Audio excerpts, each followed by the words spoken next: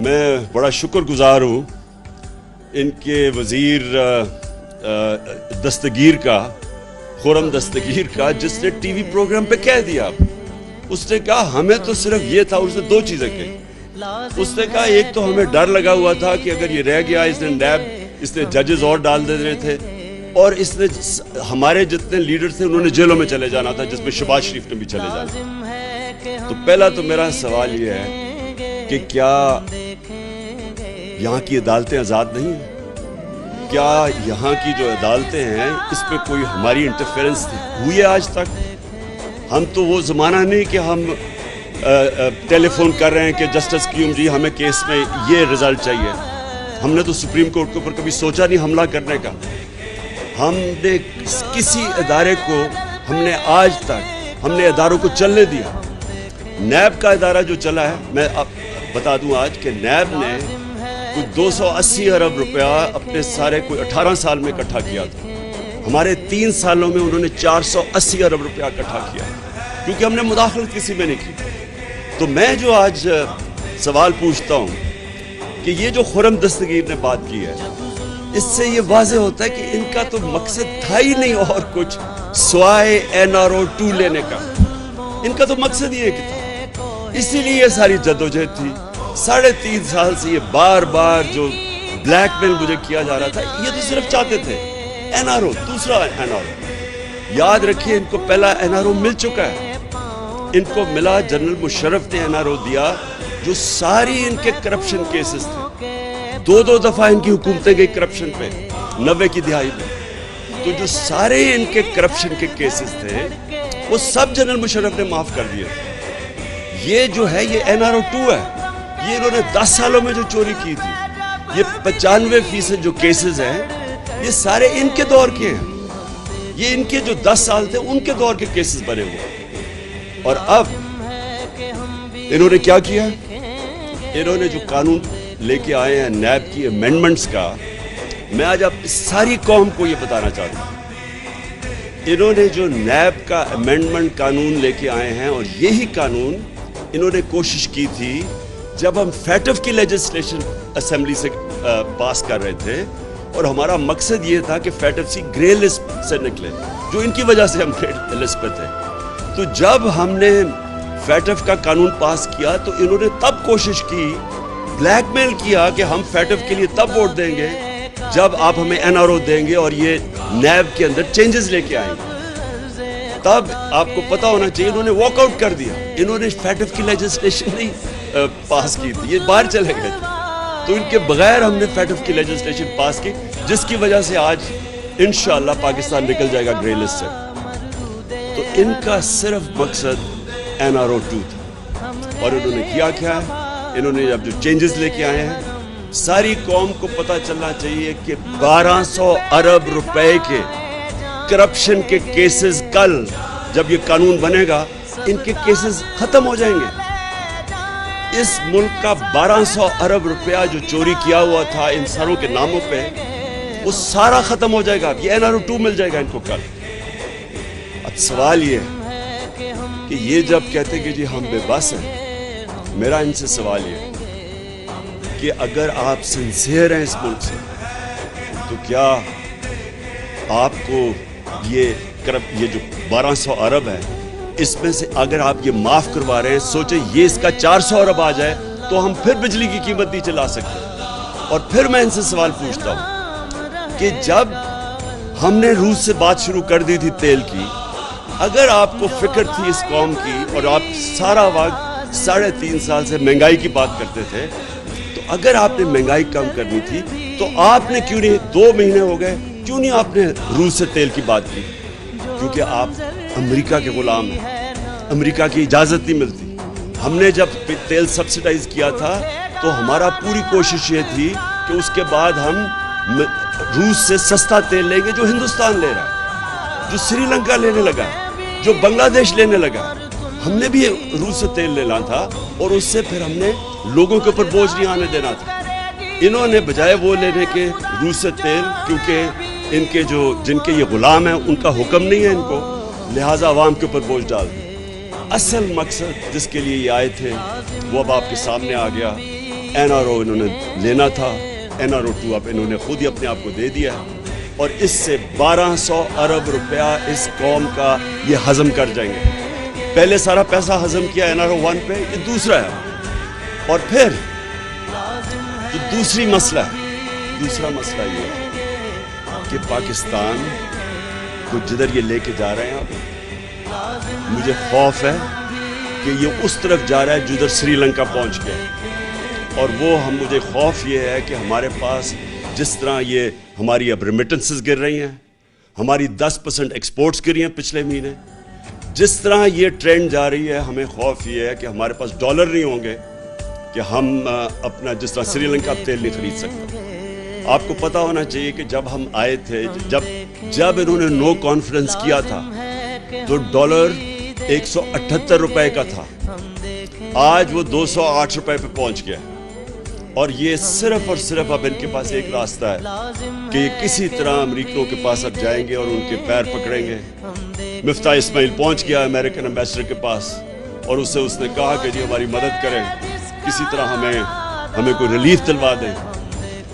تو مفتاح اسماعیل اور شہباز شریف کو میں یہ کہنا چاہتا ہوں کہ دیکھیں, یہ جو امریکن ہیں ان کی ایک بڑی ان کی فلسفی ہے, وہ یہ ہے کہ دیر از نو فری لنچ, کوئی چیز مفت نہیں ملتی, ہر چیز کی قیمت ہوتی ہے.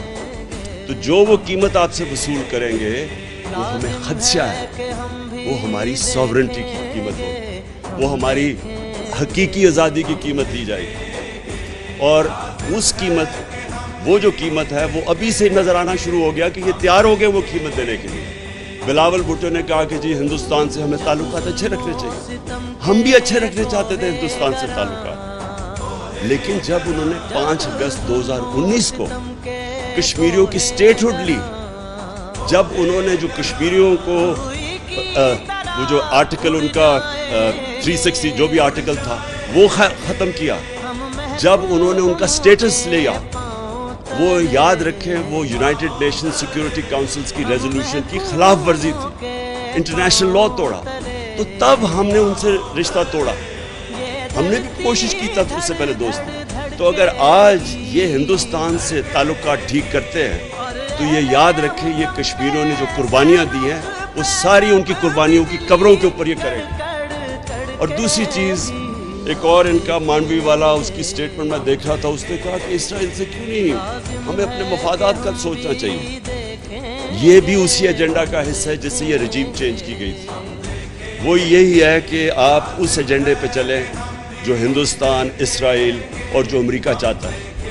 اور وہ ایجنڈا وہ ہے جو ہماری ساورنٹی, ہماری آزادی کے خلاف ہے, جس کی وجہ سے یہ ساری جدوجہد تھی پاکستان کی, جو ہمارے لیڈر قائد اعظم نے جو اس ملک کو بنانے کی وہ کیوں بنایا تھا, ہم کیوں آزاد ہوئے تھے. تو اگر یہی کر رہے ہیں کہ جا کے اپنی ساری نظریے کو اس سب کو دفن کرنا ہے, اس لیے کہ یہاں ملک کے اوپر وہ چور اور ڈاکو آ گئے ہیں جن کے سارے پیسے باہر پڑے, ان کے اربوں ڈالر باہر پڑے ہوئے ہیں. جب چوری کرتے ہیں باہر پیسہ لے جاتے ہیں اور پھر پریشر ڈال کے NRO لے لیتے ہیں.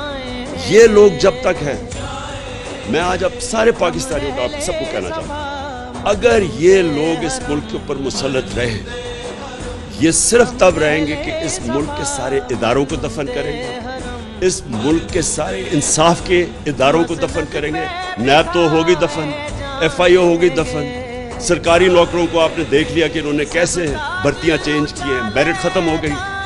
جو انہوں نے پولیس کا استعمال کیا آپ کے سامنے ہے کہ جس طرح انہوں نے پولیس سے ظلم کروایا, جس طرح کی FIRs کٹوائی, ہمارے اوپر بلاسفیمی کے کیس کر دی. کبھی ریاست اپنی شہریوں پہ بلاسفیمی کا کیس نہیں کرتی, یہ انہوں نے کر دیا. اب 8 FIR میرے اوپر ہیں, ہمارے سارے لوگوں کے اوپر ہیں. نوم چومسکی جو دنیا کے بڑے انٹلیکچوئل سمجھے جاتے ہیں, ان کا آج پڑھ لیں اسٹیٹمنٹ. انہوں نے شہباز شریف کو خط لکھا ہے کہ یہ آپ سارے انسانی حقوق کی خلاف ورزی, آپ جمہوریت تباہ کر رہے ہیں اپنے ملک کی. اور یہ رہ گئے تو یہ جمہوریت, ایک جمہوریت کا جتنا بھی جس کے اوپر جمہوریت کھڑی ہوئی ہے سب ختم کریں.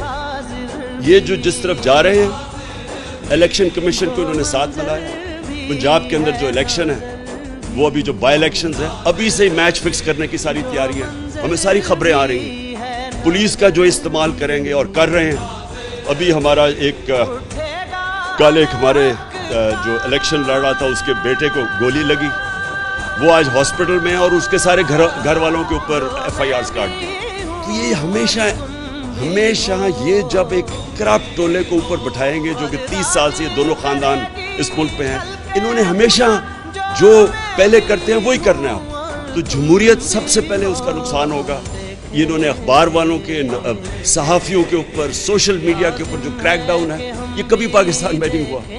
جس طرح انہوں نے اینکرز کے اوپر FIRs کاٹی ہوئی ہیں اور ان چیزوں پہ, چھوٹی چھوٹی چیزوں پہ اس وقت خوف پھیلایا جا رہا ہے. تو جو یہ راستہ پکڑا ہوا ہے, میں آج آخر پہ ساری قوم کو کہنا چاہتا ہوں کہ دیکھیں صرف ایک طرح یہ اس ملک کے اوپر مسلط رہے اور وہ خوف طاری کا.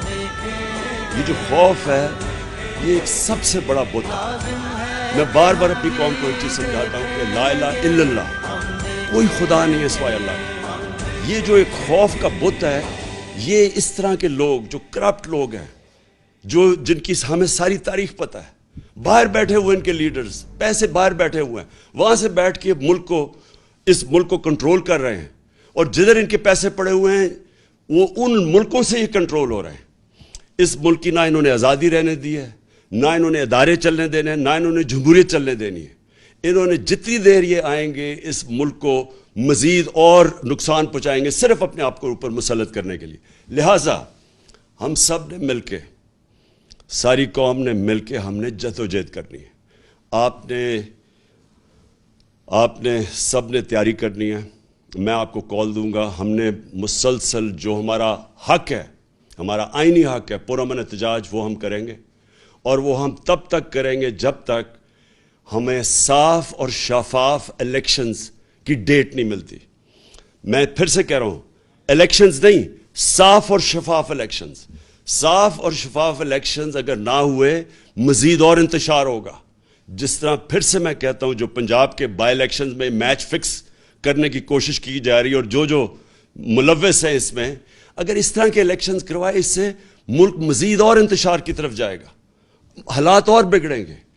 سیاست کے اندر غیر یقینی فضا بڑھتی جائے گی, وہ معیشت کو افیکٹ کرے گی. صرف راستہ ایک ہی ہے صاف اور شفاف الیکشن کا, اور وہ ہم سب نے مل کے اس کے لیے جدوجہد کرنی ہے.